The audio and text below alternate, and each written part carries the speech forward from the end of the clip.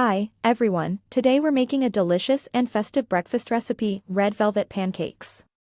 These pancakes are perfect for special occasions or any day that you want to treat yourself to something sweet and indulgent.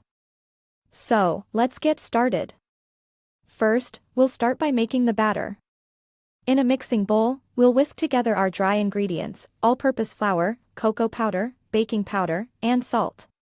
Then, in another bowl, we'll mix together our wet ingredients, buttermilk, eggs, sugar, red food coloring, and vanilla extract.